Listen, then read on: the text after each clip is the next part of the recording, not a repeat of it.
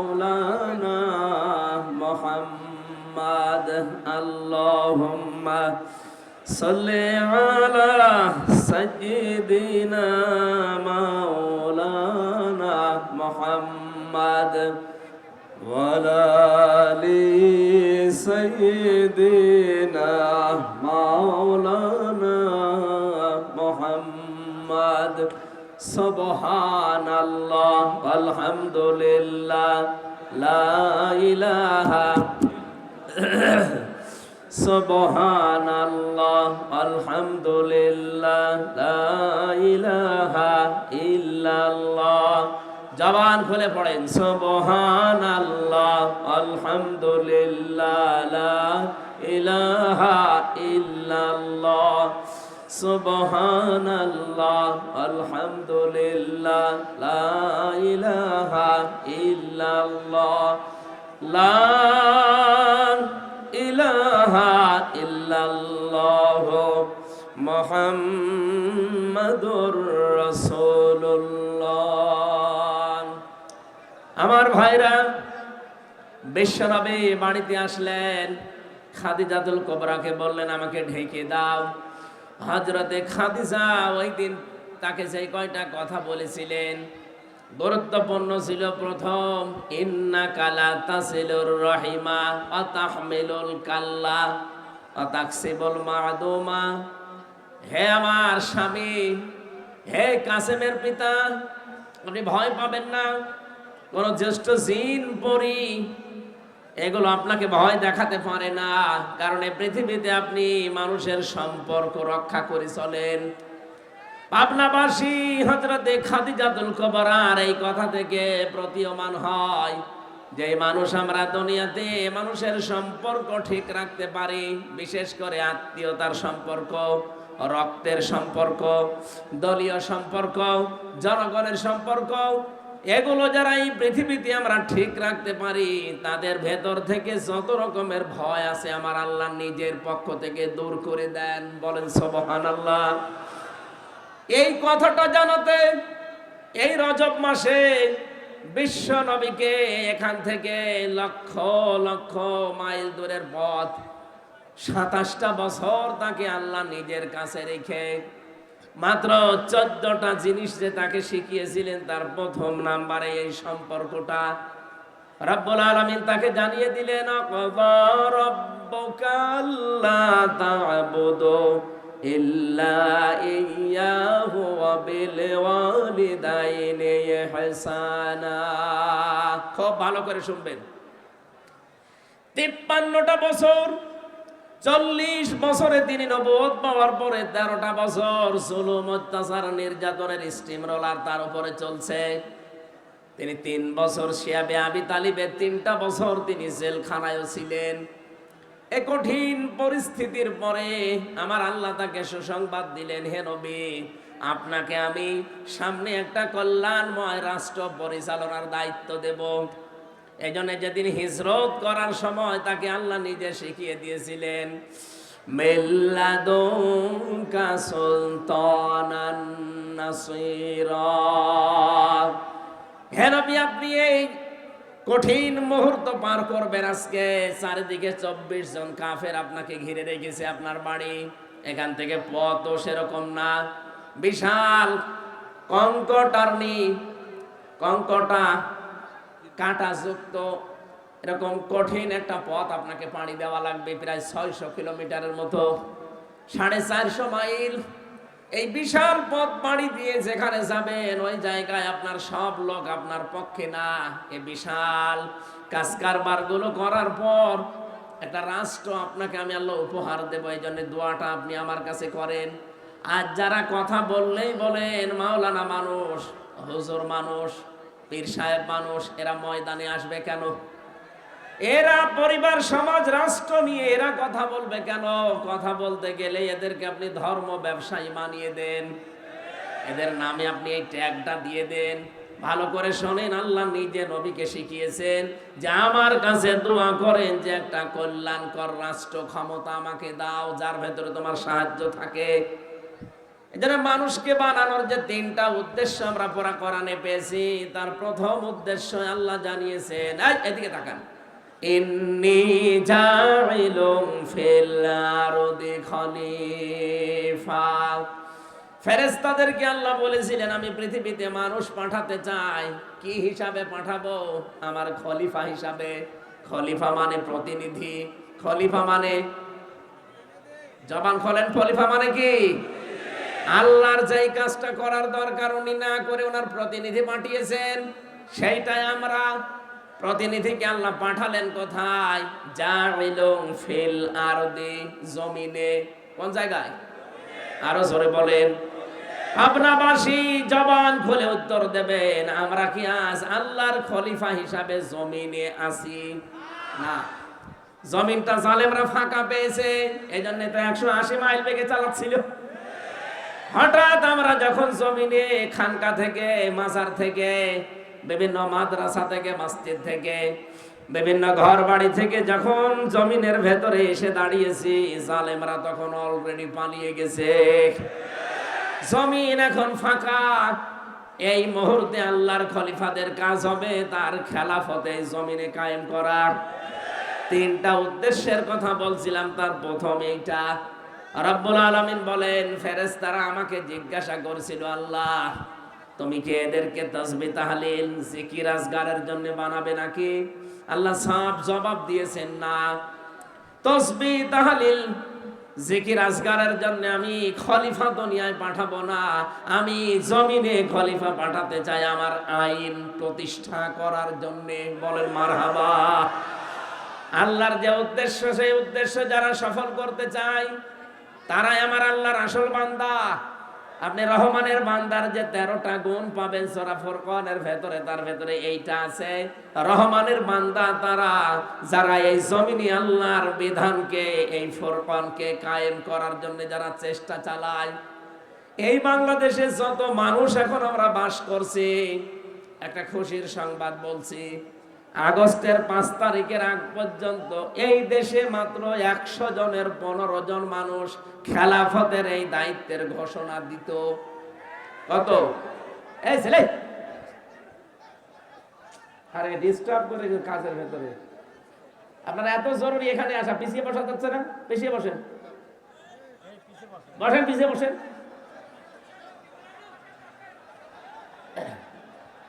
এই কথা বলা যাবে না, কথাগুলো বোঝেন। পাবনাবাসী গুরুত্বপূর্ণ এই বিধানটা পালন করার জন্য আল্লাহ রাব্বুল আলামিন আমাদেরকে যেখানে পাঠিয়েছিলেন, ফেরেশতারা যখন জিজ্ঞাসা করেছে আল্লাহ এদেরকে কি জিকির করার জন্য, তাসবিহ করার জন্য পাঠাবে? আল্লাহ বলেন না, আমার বিধান কায়েমের জন্য। এইজন্য ফুরকানের থেকে যে উদাহরণ দিলাম, রহমানের বান্দা আমরা যারা এই দেশে আছি দাবি করতাম এতদিন, আমি একটা জরিপ পেয়েছিলাম, 100 জনের মাত্র 15 জন চাইতো এদেশে আল্লাহর বিধান কায়েম হোক আগস্টের 5 তারিখের আগে। অথচ 4.5 মাস পরে জানুয়ারিতে একটা রিপোর্ট পেয়েছিলাম, এই দেশে এখন 100 জনের 58 জন মানুষ চাচ্ছে আল্লাহর বিধানে জমিনে কায়েম হোক। কয়েক মাসের ব্যবধানে মানুষের পরিবর্তন এত এসে গেছে, হিন্দু পর্যন্ত এখন চাচ্ছে কোরআনের বিধান কায়েম হোক। কয়েকদিন আগে জামাত ইসলামের শ্রদ্ধাভাজন আমির জামাত গাইবান্ধায় গিয়েছিলেন। একজন পুরোহিত, একজন ঠাকুর, হিন্দু বেটা, উনি আগে বক্তব্য দিতে গিয়ে জানিয়েছেন এই দেশে কোরআনের বিধান কায়েম হলে আমরা সবচাইতে বেশি নিরাপদে থাকতে পারবো। এই জন্য জালেমদের তো মাথা খারাপ এতদিন ছিল, এখন অনেক মুনাফিক মানুষের মাথা দেখছি খারাপ হয়ে গেছে। ওরাও তো এগুলো দেখে যে হচ্ছেটা কি। এই জন্য মাওলানা মিজানুর রহমান আজহারি একটা কি যেন ট্রান্স দিয়েছে, অনেকের মাথায় গিয়ে লেগেছে। উনি শুধু ট্রান্স দিয়েছিল, এতদিন এক দল খেয়েছে আর এক দল খাওয়ার জন্য রেডি হয়ে আস। আপনারে বলিছে, কয়েকদিন আগে আমার সিলেটে ওনার সাথে অনুষ্ঠান ছিল, উনি আমারে বলছে, হামজা ভাই আমি বললাম যে একদল খেয়েছে আর এক দল খাওয়ার জন্য রেডি হয়ে আছে, একটা গ্রুপ দেখলাম গায়ে মেখে নিল, কারণ কি? আমি তো আর কাউকে উদ্দেশ্য করে বলি নাই, এই দেশে 48টা প্রায় নিবন্ধিত দল, আরো আছে নিবন্ধনের বাইরে, সব মিলে প্রায় ৭৩টার উপরে। কারো গায়ে লাগে না, আপনার গায়ে লেগেছে কোন কারণে? তার মানে অবশ্যই আপনি এরকম কিছু করবেন বলে আশা করি আছে। গত 2 দিন আগে একজন ঘোষণা দিয়েছে যে 15.5 বছরে কোরআনের কথা বলতে হলে তো অনুমতি নেওয়া লাগতো, আমরা যদি যেতে পারি অনুমতি দেব না। আরে ভাই, আপনি এই কথাটা আগেই বলে ফেললেন, কদিন পরে বলতে পারতেন না? জনগণ তো সব জেনে ফেললো। আপনার যে আশা ছিল, আশায় বুড়ে বালি। কথা বলেন না কেন? এদেশে আর কিছু থাক বা না থাক, কোরআনে কারিম দেশে থাকবে ইনশাআল্লাহ। 4.5 মাসে যদি 15 থেকে 58 হয়ে যায়, আর 4.5 মাস যেতে দেন, আমার তো চোখে দেখা এই দেশে 100 জনের 100 জন মানুষ বলবে আমরা কোরআন চাই। আমরা চাই না? কারা চান দেখি? লিল্লাহে তাকবীর।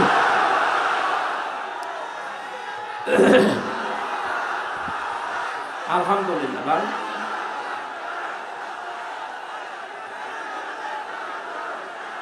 আমার ভাইরা কথা বলছেন।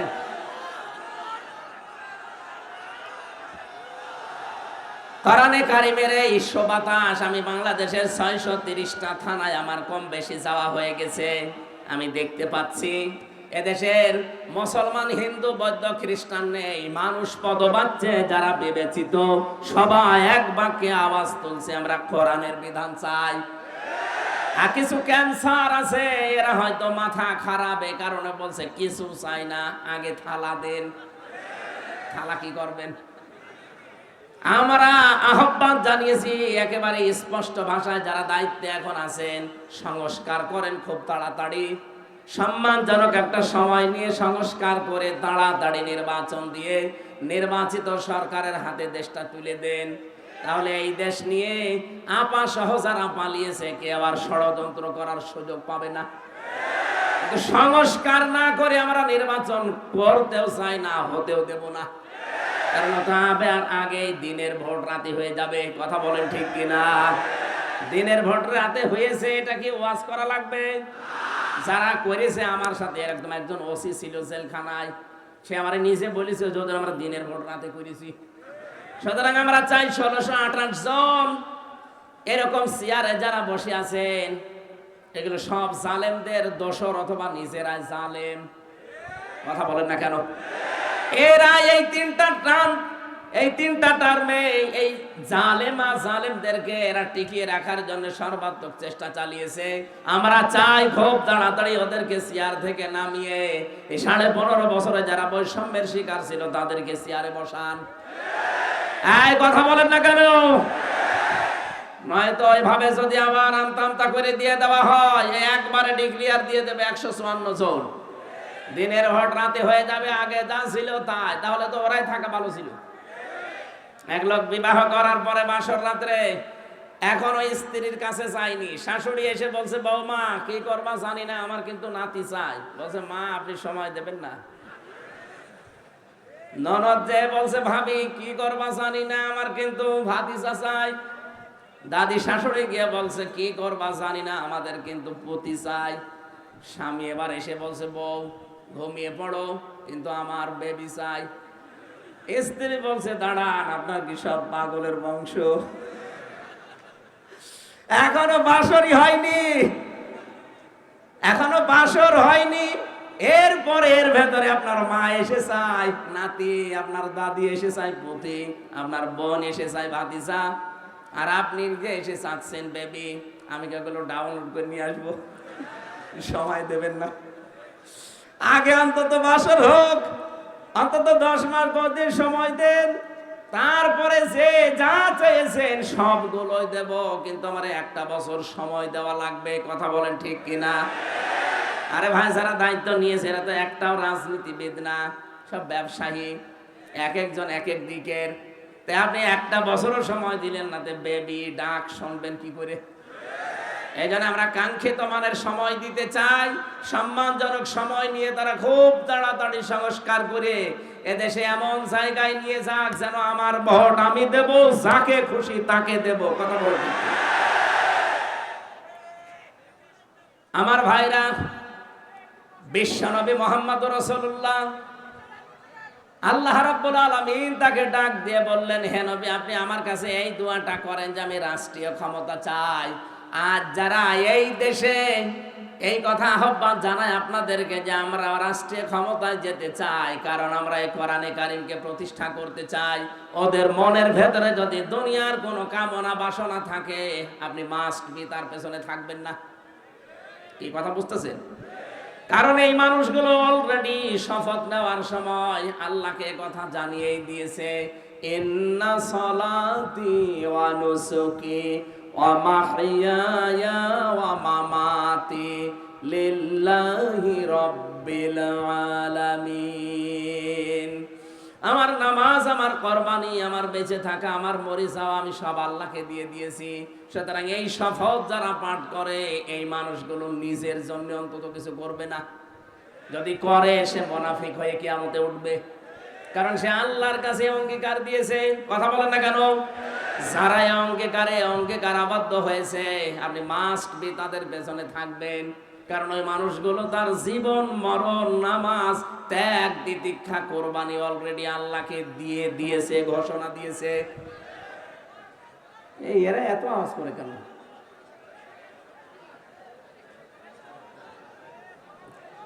কিছু মানুষকে জ্ঞানজাম করার জন্যই আসে নাকি? ওখানে বসা যায় না, ওই জায়গার কি সমস্যা? বসা যায় না ওখানে? কি সমস্যা? কি স্বেচ্ছাসেবক নেই, হাতে কিছু নেন না কেন? থাক। সুবহানাল্লাহ, আলহামদুলিল্লাহ, লা ইলাহা ইল্লাল্লাহ, লা ইলাহা ইল্লাল্লাহ, মুহাম্মাদুর রাসূলুল্লাহ। পাবনাবাসী স্ত্রী অভয় দিচ্ছে এই কথা বলে যে আপনি ভয় পাবেন না, কারণ যারা সম্পর্ক ঠিক রাখে এদের ভেতরে কোনো ভয় আল্লাহ রাখে না। আজ বাংলাদেশে যারা সত্যি রক্তের সম্পর্ক, যারা আত্মীয়তার সম্পর্ক ঠিক রাখে, আপনি তাদেরকে দেখবেন এই মানুষগুলো ভয় ভীতির ঊর্ধ্বে উঠে গেছে। এদের ভেতরে কোনো ভয় নেই। নবীজিকে 2 নম্বরে হযরতে খাদিজা বলেছিলেন, তাহমিলুল কাল্লা, আপনি ভয় পাবেন না, আপনি তো মানুষের বোঝা বহন করেন, দুঃখের বোঝা, কষ্টের বোঝা, ঋণের বোঝা, আপনি এগুলো বহন করে দেন। এই দেশে যারা মানুষের বোঝাগুলো কাঁধে নিয়ে কষ্ট সহ্য করেন, নিজে কিন্তু অন্যকে বুঝতে দেয় না, আপনি দেখবেন তাদের ভেতর থেকে আল্লাহ বিভিন্ন ভয় দূর করে দিয়েছে। আর যারা মানুষকে বোঝা আরো দিয়ে গেল, কষ্টের বোঝা, দুঃখের বোঝা, ঋণের বোঝা, তাদের ভেতরে কত রকমের ভয় আমার আল্লাহ চাপিয়ে দিয়েছে। কথা বলেন ঠিক কিনা? এত ভয় তাদের ভেতরে আল্লাহ ঢুকিয়েছে যে খাবার খাবে সে সময় ভয়তে পায়নি। এমনকি 5 মিনিট সময় দিয়েছে, তাও জনগণ তাকে দিতে চায়নি। তাড়াতাড়ি ভাগেন, ভয়তে তাড়াতাড়ি ভেগে গেছে। আমরা যদি আজ দুঃখের বোঝাগুলো দিয়ে না যেতাম, এই যে 2732 জন মানুষ মারা গেল, 2780 জনের উপরে এখন বিভিন্ন অঙ্গ প্রত্যঙ্গ হারিয়ে হাসপাতালে কাতরায়। এরা পরিবারের জন্য, সমাজের জন্য, দেশের জন্য বিশাল বোঝা। এই বোঝাটা যিনি দিয়ে গেলেন, আপনি না দিলেও পারতেন। আপনি যদি আগেই বলতেন ঠিক আছে আমি ছেড়ে দিলাম, তাহলে এই বোঝাগুলো বাংলাদেশে হয় না। কথা বলেন ঠিক কিনা? নিজে তো চলে গেলেন, এই বোঝাগুলো দিয়ে গেলেন কোন কারণে? কত কোটি কোটি টাকা ঋণের বোঝা দিয়ে গেলেন। এই দেশে বিভিন্ন জিনিসের দাম কমা দূরের কথা আরো বাড়তেছে, কারণ এই শয়তানদের ঋণের বোঝার কারণে। একজন বেগম পাড়া বানিয়েছে, সাহেব পাড়া বানিয়েছে, এক দরবেশি 36,000 কোটি টাকা মারিং কাটিং করিস। বাকি যেগুলো দরবেশ না, ধরবেশ, ওরা যে কি করেছে আল্লাহ জানে, আর ওরা জানে। এই জন্য দেশটা আবার দাঁড়াবে। আমার মনে হয় খুব তাড়াতাড়ি যারা দায়িত্বে আছেন, বাইরে যত টাকা এই শয়তানরা পাঠিয়েছে, টাকাগুলো আবার তাড়াতাড়ি ফেরত নিয়ে আসেন। কিভাবে করা লাগবে আপনারা জানেন, করেন, এই দেশটা আবার দাঁড়িয়ে যাবে ইনশাআল্লাহ। এই দেশে 18 কোটি মানুষকে আমরা শুধু মানুষ না 18 কোটি জনসম্পদে পরিণত করতে চাই। কয়েকদিন আগে এক পাইলট আমারে বলছিল, ওই দিন আমি মৌলভীবাজার যাচ্ছিলাম, বিভিন্ন রকমের জিনিস যখন দেখতে দেখতে যাচ্ছিলাম হেলিকপ্টারে, উনি আমারে বলছে, হুজুর এই যে এই ফ্যাক্টরিগুলো এগুলো যদি কায়েম করা হতো, এদেশে 36 লাখ যুবক এখন বেকার, এদের কর্মসংস্থানগুলো তৈরি হলে দেশটা তো দাঁড়িয়ে যেত। কিন্তু এই জালেমেরা টাকা পয়সাগুলো সব পাচার করে এই দেশটাকে ফোকলা বানিয়ে ফেলেছে। আরে ভাই, আপনি বাইরে পাচার করে কি করলেন, এখন তো ভোগও করতে পারেন না। আমি কয়েকদিন আগে মালয়েশিয়া গিয়েছিলাম, সাহেব পাড়া বানিয়েছে, শয়তানটা থাকতে পারে না, হোটেলে থাকে। যে হোটেলে উঠলাম দেখে 2 শয়তান বসে আছে। কি এখানে? বলছো হুজুর আমরা আগে পালিয়েছি। কেন সাহেব পাড়ায় থাকবেন না? ওখানে থেকে মায়ের খাবো। এদেশেও বাংলার জনগণ আছে, ওই ঘর তালা লাগানো, যদি জানে যে এখানে আমি আছি পিটিয়ে আমার ভক্ত বানিয়ে ফেলবে। এমনিতে ভয়গুলো আল্লাহ ঢুকিয়ে দেয়নি, কারণ আপনি মানুষকে বোঝা দিয়ে গিয়েছেন এই দেশে। এক কথা বলেন না কেন? আমরা যেন আগামীতে এই দেশে কারো উপরে বোঝা দিয়ে না দেই। অনেক মানুষ এখনই বোঝা দেওয়া আরম্ভ করে দিয়েছে। একজনের কাছে চাঁদা চাইলে তার উপরে এটা বোঝা না। আজকে একজন দিয়েছে, আগে দিতাম 500 টাকা, এখন ধরছে 700 টাকা। কিছু কিছু মানুষ এত চালাক, বলছে কি 12:30টার সময় আমি চাঁদা চাইলাম নারায়ণগঞ্জের বন্দরে, এ গোয়েন্দারা টের পেল কি করে? আরে ভাই 12:30টা, আমি রিমান্ডে থেকে ওদের মেশিং দেখেছি। এটা যেহেতু ওপেন বলা, তারপরও ঠিক না, আমি হাসতে করে বলছি মুখ সরিয়ে। আপনি 12:30টায় চাঁদা চাইতে চান মনে করছেন কেউ জানে না? কি মেশিং নিয়ে বসে আছেন জানেন? আপনি পায়খানার ভেতরে বসে কি করেন তা ওরা দেখতে পায়। গোয়েন্দারা নখদ অর্পণে রেখেছে দেশটা, শুধু দেখতে চাচ্ছে কে কি করে। আগস্টের 5 তারিখের পরে অনেকে যা আরম্ভ করেছেন, আপনি নিজের পায়ে নিজে কোড়াল মারছেন। ওরা কিন্তু দেখতেছে আসলে কে কেমন দেশটাকে ভালোবাসে, জনগণকে ভালোবাসে। ওদের বোঝা আমার মনে হয় প্রায় হয়ে গেছে। আপনারা যা করছেন একটা মাজলুম দলের উপরে, আর একটা মাজলুম দল, এই 17 দল বাদ দিয়ে 14 দল বাদ দিয়ে যা ছিল এই দেশে সব মাজলুম। সুতরাং এই মাজলুম দলটাকে ডোবানোর জন্য অনেকেই কিন্তু উঠে পড়ে লেগেছে। কেউ কেউ আলেমের বিরুদ্ধে লিখেছে, কেউ এই দলের বিরুদ্ধে লিখেছে। এই জন্য আপনাকে আমরা আহ্বান জানাই, যারা দায়িত্বে আছেন এই ক্যান্সার গুলোকে বাদ দিয়ে দেন। এই আয়াতের ভেতরে আমরা যেগুলো পড়েছিলাম, এখানে বাংলাদেশের কিছু মানুষের চরিত্রের মিল আছে। ওই জামানায় নবীজি কোরআন প্রচার আরম্ভ করলে ওয়ালিদ বিন মুগিরা নবীজিকে 5টা নাম দিয়েছিল তার সভাসদ বর্গের কাছে। কয়টা? বলেন বলেন। 1 নম্বরে নবীকে সেই লোকটা বলেছে জাদুকর, 2 নম্বরে বলেছে কবি, 3 নম্বরে বলেছে পাগল, 4 নম্বরে বলেছে গণক, 5 নম্বরে একেবারে সর্বনিকৃষ্ট বলেছে মোহাম্মদ মিথ্যাবাদী। বলেন নাউজুবিল্লাহ।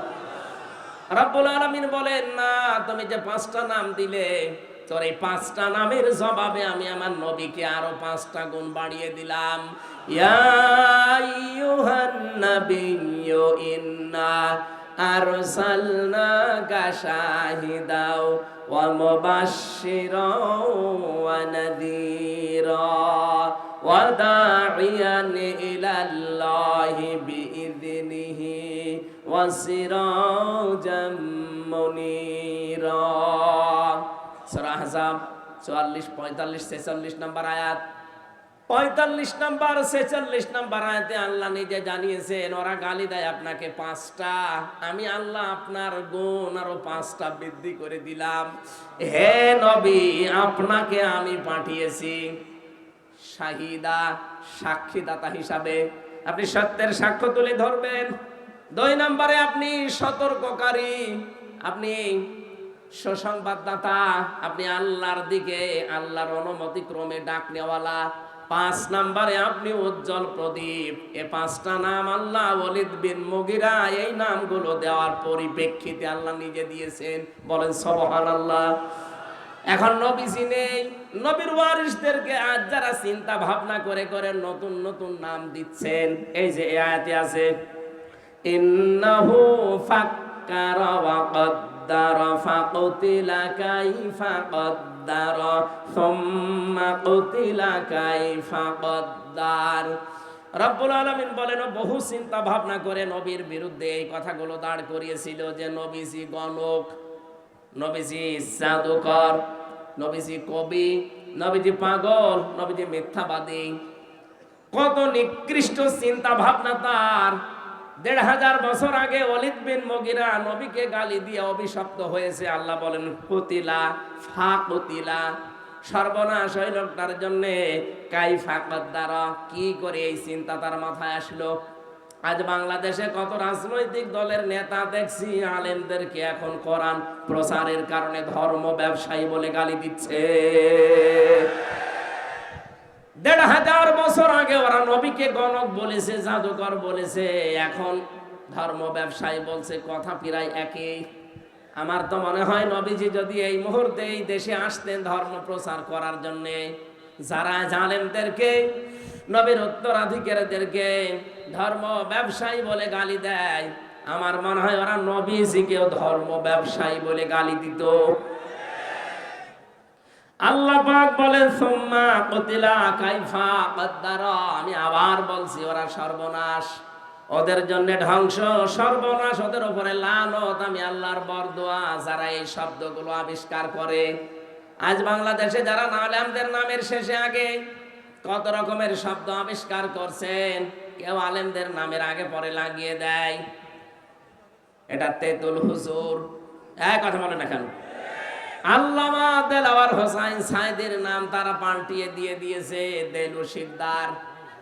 দেলু শিকদার দেয়নি, শহীদ আব্দুল কাদের মোল্লা তার নামও পরিবর্তন করে দিয়েছে কসাই কাদের। আসল নামে বিচার করলে আপনি তাকে পেতেন না, কারণ সেই সময় সে ছাত্র ইউনিয়ন করত। আপনি তার নাম পাল্টিয়ে বিচার করে এমন জায়গায় পাঠিয়ে দিলেন, আল্লাহ যেন তাকে শাহাদাতের মর্যাদা নসিব করেন, বলেন আমিন। কয়েকদিন আমি আগে ফরিদপুরের ওই জায়গায় গিয়েছিলাম, সদরপুর থানা, শহীদ আব্দুল কাদের মোল্লা রহমতুল্লাহ আলাই। এলাকার মানুষগুলো এখনো পর্যন্ত তার নাম নিয়ে কান্নাকাটি করে। আর আপনার মনের ভেতরে কি একটু কিছু আসলো না? নামগুলো পরিবর্তন করে করে আপনি এই কঠিন সিদ্ধান্ত নিয়ে ফেললেন। এখন আমার মনে হয় এই দেশে যারা আসবে, এই জালেমদের নাম পরিবর্তন না, আসল নামের ওপরেই বিচার করা সম্ভব। এরা যদি একজন মানুষ হত্যার দায়ে তাকে হত্যা করে ফেলতে পারে, আপনি তো মানুষ মেরেছেন ২৭৩২ জন, ২৭৫টা মার্ডার মামলা অলরেডি হয়ে গেছে আপনার নামে। একজন মানুষ মারলে যদি একজনকে মেরে ফেলা যায়, ২৭৫টা মামলা যার নামে, তাকে ২৭৫ বার মারা যাবে। এমনি তো মরে গেছে, ও ছাতা মারবেন কবে আবার? এই জন্য মানুষের বিরুদ্ধে যে নাম তৈরি করে, বিশেষ করে নবীদের, নবীর উত্তরাধিকারীদের, এদের জন্য বরদোয়া কার? আরো জোরে বলেন। ১৫০০ বছর আগে আল্লাহ যদি এই বরদোয়া দেয়, আল্লাহ যেন এখনো এই বরদোয়াটা এই দেশে যারা বুঝে শুনে আলেমদের বিরোধিতা করে তাদের উপরে লাগিয়ে দেন।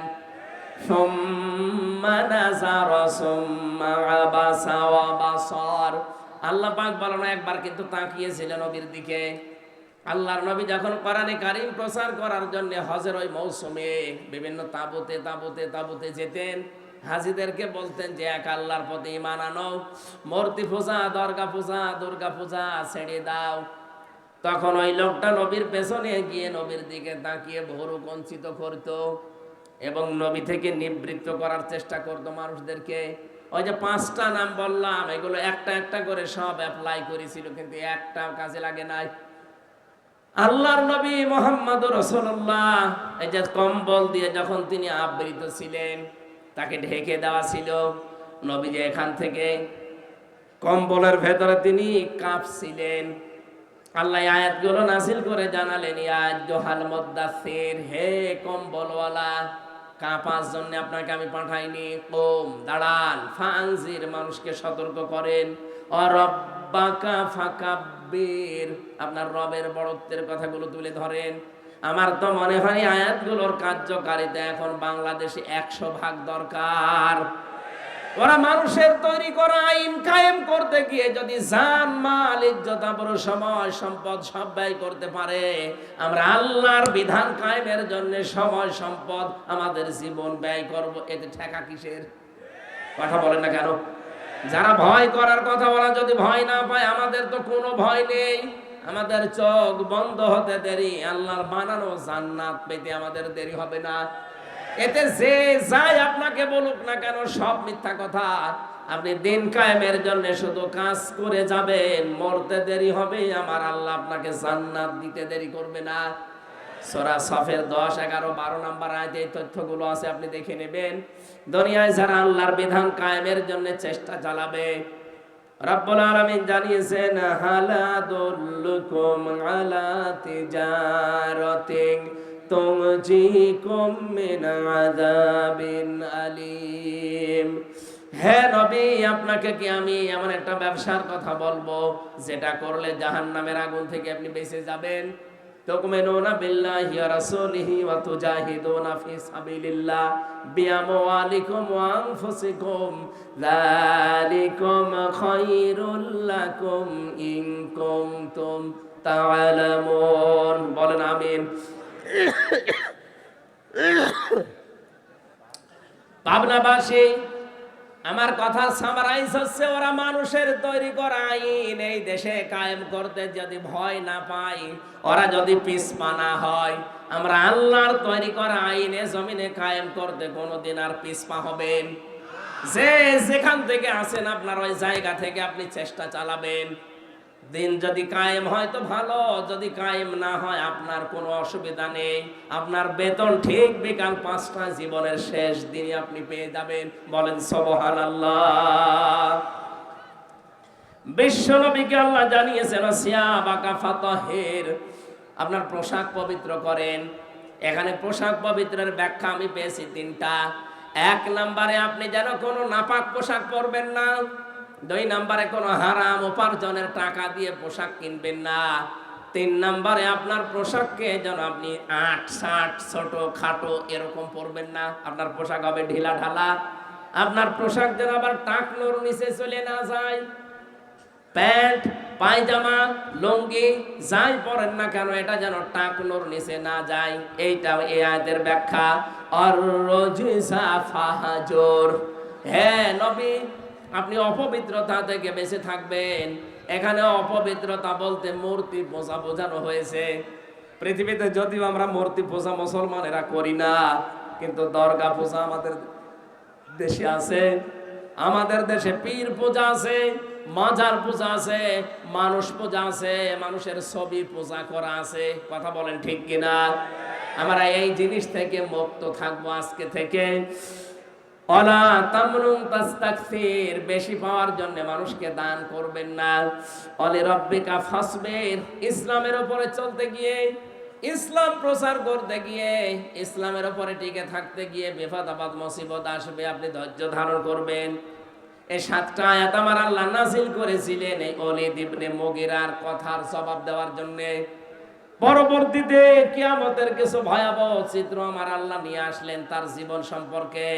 ফাইদা নুকিরা ফিন নাকুর ফাযালিকা ইয়াউমাইযিন ইয়াউমুন আসির আলাল কাফিরিনা গায়রু ইয়াসির। রব্বুল আলামিন বলেন, সেদিনটা বড় কঠিন হবে যখন সিংহায় ফুৎকার দেওয়া হবে। এদিনটা এত ভয়াবহ, এত কঠিন অবস্থা। আপনারা 2 জনের কথায় হালকা টাচ পেয়েছিলেন। কিয়ামতের ময়দানে সূর্যটা আসবে মাত্র আধা হাত উপরে, 12টা মুখ দিয়ে তাপ দিতে থাকবে। গুনাহগার মুজরিম পাপিষ্ঠ যারা, তাদের মাথার মগজগুলো টকবক করে পড়তে থাকবে। আল্লাহ রাব্বুল আলামিন বলেন, ওই কঠিন দিনকে একটু স্মরণ করো। হে নবী, এই মানুষগুলো তো এই কঠিন দিন বিশ্বাস করতে চায় না। আপনি আমার উপরে ওদের ভার ছেড়ে দেন। যারনি ওমান খালাকতু ওয়াহিদা, যারনি আমাকে ছেড়ে দেন এবং তাকেও ছেড়ে দেন। খালাকতু ওয়াহিদা, যাকে আমি স্পেশাল ভাবে বানিয়েছি। এই ওলীদ ইবনে মুগীরার কোনো নাম ছিল না, গন্ধ ছিল না, পরিচয় ছিল না। আমি আল্লাহ নিজে তাকে এত সুন্দর করে আকৃতি দিলাম, পৃথিবীতে আনলাম, ধন সম্পদের মালিক বানালাম। وَجَعَلْتُ لَهُ مَالًا مَمْدُودًا। তাফসীরে ইবনে কাসির বলেন তাকে আল্লাহ এত বেশি দীর্ঘ সম্পদের মালিক বানিয়েছিলেন, ধন সম্পদ, টাকা পয়সা, ছেলে মেয়ে, চাকর বাকর, বাড়ির কাজের লোক সব ছিল তার। অবানিনা শুহুদা, তার সন্তানাদি এবং তার সঙ্গী আল্লাহ ভরপুর করে দিয়েছিলেন। আমাহাত্তুলাহু তামহিদা, তাকে ভোগের সামগ্রী পর্যন্ত ভরপুর আল্লাহ দিয়েছিলেন। ভোগ করতে যা লাগে সব আল্লাহ তার আয়ত্তে এনে দিয়েছিলেন। আজিদা, কিন্তু তার পেট ভরেনি। যত দিয়েছি ও আরো চেয়েছে। এই স্বভাব এখনো আমাদের অনেকের ভেতরে আছে না নেই? কথা বলেন না কেন? অনেক আলেমের ভেতরে, অনেক পীরের ভেতরে, অনেক ইমামের ভেতরে, অনেক মুসলমানের ভেতরে এই স্বভাবটা এখন বিদ্যমান, একেবারে বিধিবদ্ধ হয়ে গেছে। যত আছে আরো তত চাই।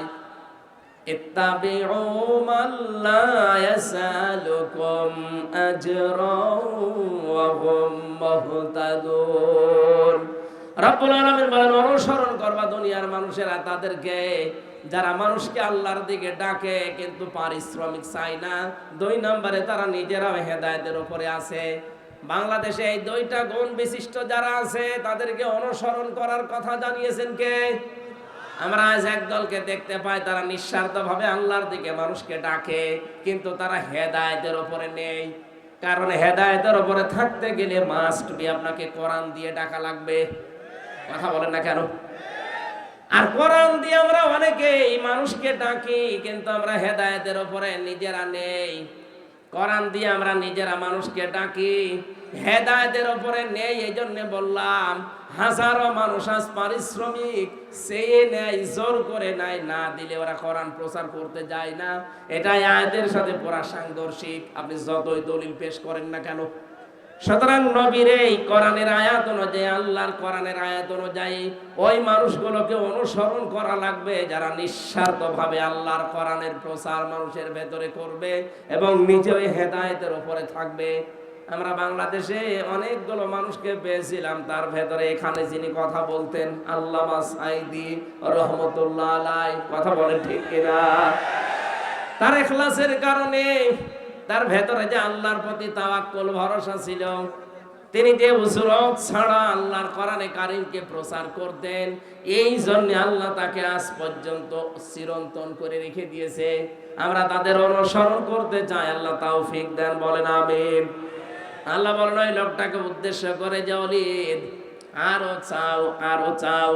ইন কাল্লা ইন্নাহু কানা লিআয়াতিনা আনিদা সাউরহিকুহু সাউদা। না, তোমাকে আমি আর আমার নিদর্শন, আমার টাকা পয়সা, আমার অর্থ সম্পদ, আমার প্রভাব প্রতিপত্তি, ধন দৌলত আমি আর দেব না। কারণ এগুলো পেয়ে তুমি আমি আল্লাহকে ভুলে উদ্যত প্রকাশ করেছো। সুতরাং আল্লাহর নিয়ামত পাওয়ার পরে যারা নিয়ামতের শুকরিয়া আদায় না করে আর উল্টা পাল্টা কাজে নিজের জীবনকে জড়িয়ে দেয়, আল্লাহ বলেন সাউরিহিকুহু সাউদা, অতি শীঘ্রই আমি আল্লাহ তাকে সাউদ, এটা জাহান্নামের একটা পাহাড়ের নাম। তার মানে দুনিয়ায় যদি আল্লাহ বিপদে তাকে নাও ফেলে, মরণের পরে মহা বিপদ এসে পড়বে। যারা সম্পদের সুষ্ঠু বন্টন করতে চায় না, যারা কোরআনকে আল্লাহর বাণী হিসাবে বিশ্বাস করে না, মানে না, কোরআনওয়ালা মানুষদেরকে যারা কষ্টের ভেতরে ফেলতে চায়, আল্লাহ আমাদের এই মানুষ থেকে হেফাজত করুন, বলেন আমিন। রব্বুল আলামিন এরপরে জানিয়েছেন, সুম্মা আদবারা ওয়াস্তাকবারা ফাকালা ইন হাযা ইল্লা সিহরুন ইউসার, ইন হাযা ইল্লা কাউলুল বাশার সাউসলিহি সাকার ওয়া মা আদরাকা মা সাকার লা তুবকি ওয়া লা তাদার লাওয়াহাতুল লিল বাশার আলাইহা 19। ও বাংলার মানুষেরা, কোরআনের বক্তব্যগুলো সহজ সরল ভাষায় দেওয়ার পরে যাদের বিশ্বাস হয় না, যারা উল্টা দিকে মন নিয়ে চলে যান, তাদের সম্পর্কে আয়াতগুলো রব্বুল আলামিন বলেন, এই লোকটা এতবার করে, মুখ ফিরিয়ে নেয়, অহংকার করে চলে যায়, যা বলে বলুক, এরকম বহু কথা শুনেছি না। এই কথা যদি কেউ মনে করে এ কোরআন মানুষের তৈরি করা, মানুষ বানিয়েছে এটা, রব্বুল আলামিন বলেন এই মানুষগুলোকে অতি শীঘ্রই আমি সাকারে দেব। তার মানে শুধু মরতে দেরি হবে, সাকারে আল্লাহ ফেলে দেবে, মরণের আগেও তাদের জীবনটা সাকারময় করে দেবে। বলেন নাউজুবিল্লাহ। ওমা আদরাকা মা সাকার, আপনি জানেন এটা কি? জাহান্নামের একটা দরজার নাম। কি আছে এই দরজা দিয়ে প্রবেশ করলে? আল্লাহ পাক বলেন লা তাবকি ওয়ালা তাদার, আস্ত ছেড়ে দেবে না, বাকিও রাখবে না। একেবারে আস্তও ছেড়ে দেবে না, বাকিও রাখবে না।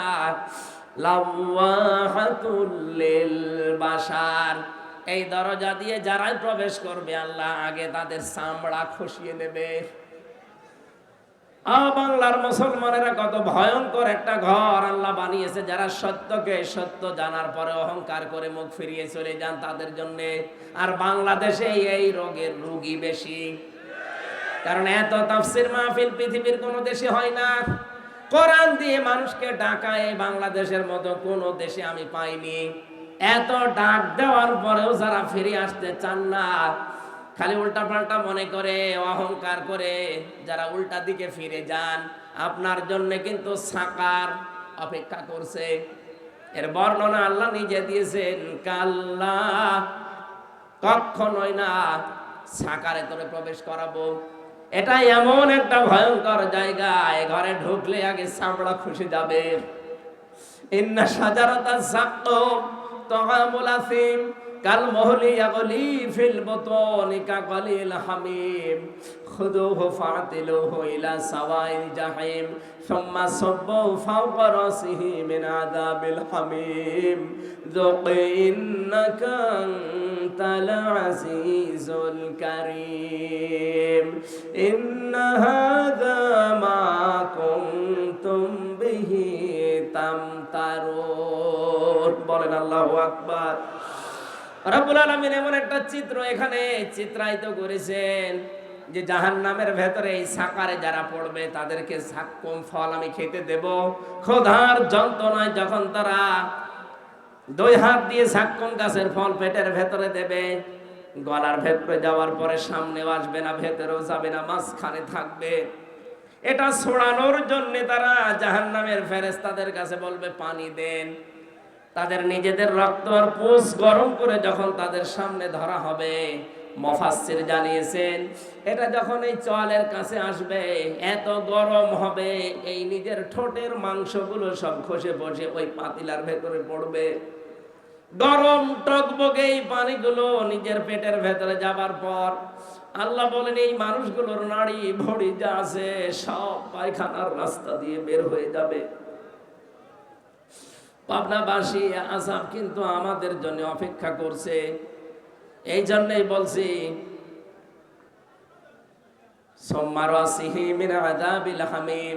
মাথার উপরে যখন গরম তেল ঢেলবে, গরম পানি ঢালা হবে, ফেরেশতারা যখন টিটকারি মারবে আমাদের সাথে, যুক মজা সাকো ইন্নাকা আনতাল আজিজুল কারীম।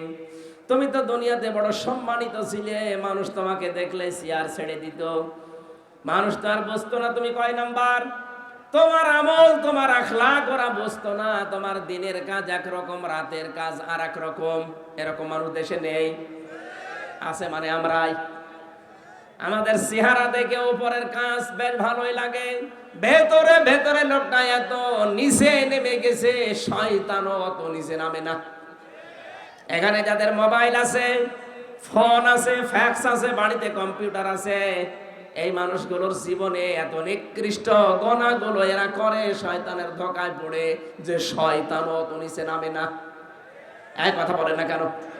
যাদের মোবাইলে আকাশ সংস্কৃতির মাধ্যমে, ইন্টারনেটের মাধ্যমে এমন এমন জিনিস নামান যেগুলো মা আর ছেলে এক জায়গায় বসে দেখা যায় না, স্বামী স্ত্রী পর্যন্ত এক জায়গায় বসে দেখবে তাও লজ্জা পায়, এমন কোন দৃশ্য যাদের মোবাইলে নামানো আছে এই মুহূর্তে ডিলিট করা লাগবে।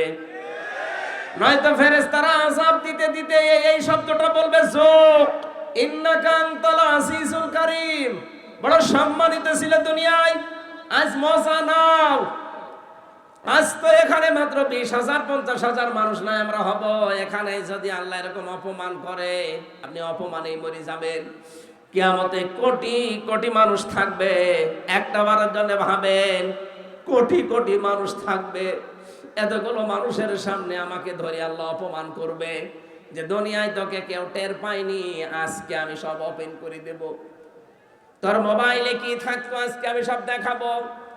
ও বাংলার যুবক সন্তানেরা যারা মোবাইলে এমন দৃশ্য রাখেন, এখনই যদি আপনি মারা যান, আপনার এই মোবাইলটা আপনার বোন ব্যবহার করবে, এই মোবাইলটা আপনার মা ব্যবহার করবে, এই মোবাইলটা আপনার বাবা ব্যবহার করবে। কথা বলেন না কেন?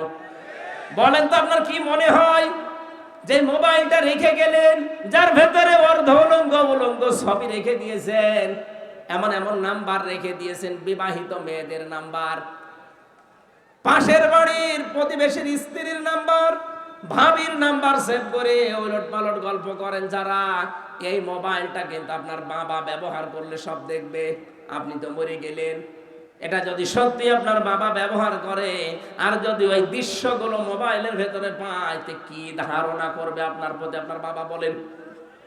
সুতরাং এই মুহূর্তে আপনার মরণের তো কোনো গ্যারান্টি নেই, বাড়ি যেতে পারবেন গ্যারান্টি আছে? বলেন বলেন। কোনো গ্যারান্টি নেই। এই মুহূর্তে ডিলিট করা লাগবে। যেটা নিজে দেখলে ভালো লাগে, আবু তালেব সাহেব দেখলে আপনি লজ্জা পান, আপনি শরম পান, এরকম কোন দৃশ্য থাকলে আল্লাহর ভয়ে এই মুহূর্তে ডিলিট করা লাগবে। কারা কারা করবেন হাত তোলেন তো। এই কি আছে মোবাইলে দেখি, এদিকে আসেন। না, আমি হাসির খোরাকি দেওয়ার জন্য বলি নাই, হাজারো মানুষের এরকম চরিত্রের অবক্ষয় কিন্তু আরম্ভ করে ফেলেছে শয়তান। কথা বলেন না কেন? আল্লাহ কিয়ামতের কঠিন ময়দানে আমরা যেন ধরা খেয়ে না যাই, সকলে বলেন আমিন। রব্বুল আলামিন বলেন এই ঘরে সাকারে প্রবেশ করাতে দেরি হবে, তোর চামড়া খসে যেতে কিন্তু দেরি হবে না। চিন্তা করেন তো কি ভয়ঙ্কর ঘর। আমরা রিমান্ডে ঘরের নাম শুনি, আমি যে রিমান্ডে ছিলাম মাটির নিচে, হ্যাঁ ওটা ভয়ঙ্কর ঘর। ওখানে গেলে যে নখ তুলে নাই কি করে আমি দেখেছি, আমার সামনে অনেকের নখ তুলে নিয়েছে হাতের পায়ের, কিন্তু পুরা শরীরের চামড়া কাউকে আমি একবারে খসাতে দেখিনি। চামড়া খসিয়েছে হয়তো হাতের তালুর চামড়া, এখান থেকে আস্তে করে ব্লেড দিয়ে কেটে আপনি চামড়া ধরে যদি মাথা ধরে টান দেন দেখবেন পুরাটা চলে আসবে। আমি নিজে দেখেছি, একজনের চট্টগ্রামে বাড়িয়ে ছেলেটার আমার সামনে দিয়ে নিয়ে গেল, কিছুক্ষণ পরে দেখি কাঁদতে কাঁদতে আসছে। জিজ্ঞাসা করলাম ভাই কি অবস্থা? বলে এই দেখেন আমার হাতের আঙ্গুল নেই, নখগুলো সব ওরা প্লাস দিয়ে তুলে ফেলেছে, আর হাতের এই চামড়া এখানে আস্তে করে ব্লেড দিয়ে কেটে দেওয়ার পরে রক্ত ফিনকি দিয়ে বের হয়, কি যেন ঔষধ আছে এখানে দিলে রক্ত বন্ধ হয়ে যায়। তখন এই মাথা যে চামড়া বেরিয়ে আসে, ওই চামড়াটা একটা মেশিন ধরে টান দেয়, পুরা চামড়া চলে আসে। আল্লাহ যে লাব্বা হাতুল্লিল বাশার দিয়েছেন, রব্বুল আলামিন বলেন মানুষের চামড়া তোলা হবে এই ঘরের ভেতরে, এর তো মাত্র হাতের তালুর চামড়া তুলেছে। জাহান্নামে শুধু এই ঘরে সাকারে ঢুকবেন, পুরা চামড়া একবারে আল্লাহ তুলে ফেলবে। রিমান্ডে এর অত্যাচার, এর চিৎকার দেখে আমারই কান্না চলে আসতো। কিয়ামতের ওই কঠিন সাকারে আল্লাহ পুরা চামড়া যখন তুলবে, বলেন তো কি চিৎকার করবে লোকটা? কে করবে? আমরাই। কারণ আমরা কে সত্যকে সত্য জানার পরে, এই যে সুম্মাদ বারা ওয়াস্তাকবারা, যারা সত্যকে সত্য জানার পরে অহংকার করে মুখ ফিরিয়ে চলে যান, হ্যাঁ ওরকম বলেই থাকে আপনার জন্য এই শাস্তি।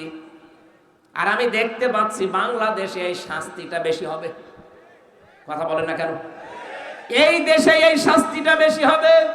চোখে আঙ্গুল দিয়ে হক পথ আপনাদের দেখিয়ে দে। আপনার যদি বিশ্বাস না হয়, এখানে যারা আলেম আছে এদেরকে জিজ্ঞাসা করেন। কোরআনে কারীম জানিয়েছে ওয়ালাম্মা রাআল মুমিনুনা আল আহজাব ক্বালু হাযা মা ওয়া'দানাল্লাহু ওয়া রাসূলুহু ওয়া সাদাকাল্লাহু ওয়া রাসূলুহু ওয়া মা যাদাহুম ইল্লা ঈমানাও ওয়া তাসলিমা। সূরা আহজাব 21 নম্বর পারা 19 নম্বর পৃষ্ঠা 13 নম্বর লাইনের 22 নম্বর আয়াতে আছে। তাফসিরে যে কোনটা দেখবেন এটা পাবেন। নবীজিকে আল্লাহ জানিয়েছেন, হে নবী, আপনি হক দল খুঁজে পান না।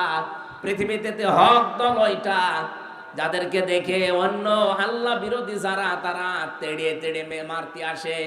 বাংলাদেশে কত দল আজ ইসলামের কাজ করছে, দেখেন তো কোন দলের ওপরে বাতিলের টার্গেট নেই, শুধু একটা দলকে ওরা দাবিয়ে রাখতে চায়।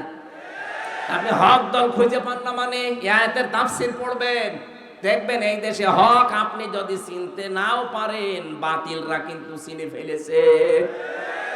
ওরা জানে যে এই দেশে আল্লাহর কোরআন কায়েম করতে চায় কারা।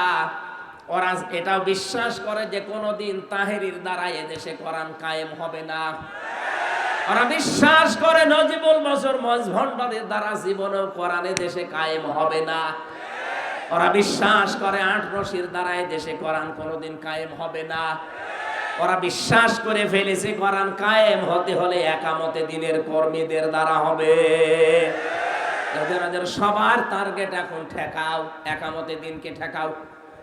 আল্লাহ বলেন না, এদেরকে ঠেকাতে কেউ পারবে না। অনরিদু আন্নামুন্না আলাল্লাযীনা ইসতাদঈফু ফিল আরদ। জমিনে ফেরাউন একটা দলকে দুর্বল করে রাখতে চেয়েছিল কোন ঠাসা করে, সেটা মুসা নবীর দল। আর আমি আল্লাহ ইচ্ছা করলাম তাদের উপরে অনুগ্রহ করে জাতির ইমাম তাদেরকে আমি বানিয়ে দেব। আল্লাহ মনে আছে তাই বানিয়ে দিয়েছে। সারা দেশে এখন দেখেন ইসলামের জয় জয়কার চলছে। কথা বলেন না কেন? শুধু ইমাম বানাবো না, জমিনের উত্তরাধিকারী তাদেরকে আমি বানাবো। অনুমাক্কিনা লাহুম ফিল আরদ, জমিনের শাসন ক্ষমতাও তাদেরকে দেব। অনুরিয়া ফিরআউন ওয়া হামান ওয়া জুনুদাহুমা মিনহুম মা কানু ইয়াহদারুন। আমি আল্লাহ ওদেরকে দেখাতে চাই, ফেরাউন হামান আর ওদের সৈন্যবাহিনীকে, ওরা যাদেরকে ভয় পেত তাদেরকে আমি জমিনের শাসন ক্ষমতা দিয়ে ওদেরকে আমি দেখাতে চাই। এই বাংলাদেশে 14 বছরে যাদেরকে কোণঠাসা করে রাখা হয়েছিল, যাদেরকে দুর্বল করে রাখা হয়েছিল, সূরা কসসের 5 এবং 6 নম্বর আয়াত মনে হচ্ছে আল্লাহ দেখাচ্ছেন। এই কথা বলেন না কেন? এই মানুষগুলোকে আজ আল্লাহ ধরে ধরে জাতির ইমাম বানিয়ে দিচ্ছে। জাতির শুধু ইমাম না, দেশের উত্তরাধিকারী আল্লাহ বানিয়ে দিচ্ছে। আল্লাহ এবার শাসন ক্ষমতায় বসাবে, কারণ কোরআনে কারীম 100 ভাগ আমরা বিশ্বাস করি, নাকি 98 ভাগ? আরো জোরে। অনুমাক্কিনা লাহুম ফিল আরদ, আল্লাহ বলেন আমি নিজে তাদেরকে জমিনের শাসন ক্ষমতায় বসাবো। এইটা এখন দেখতে বাকি আছে। আর আমার বিশ্বাস কোরআনের উপরে 100 ভাগ আছে। এই জন্য আমি দৃঢ় বিশ্বাস নিয়ে বলতে পারি সামনের দেশ হবে কোরআনের দেশ। সামনের সংসদ হবে কোরআনের সংসদ। এটা আমরা দেখতে চাই না? চর্ম চোখে যেন আল্লাহ দেখার তৌফিক দেন। 56,000 বর্গ মাইল এইটা দিয়ে চলছে। জোরে বলেন আমিন। আল্লাহুম্মা আমিন। লা ইলাহা ইল্লা আনতা সুবহানাকা ইন্নী কুনতু মিনাজ জালিমিন। রব্বুল আলামিন পাবনা জেলার দারুল আমান ট্রাস্ট এই ময়দানের দিকে তাকাও। 2 দিন ব্যাপী ঐতিহাসিক তাফসীরুল কোরআন মাহফিলের সমাপনী রজনীতে সূরা মুদ্দাসসিরের কয়েকটা কথা আমরা শুনতে পেলাম। কোরআনে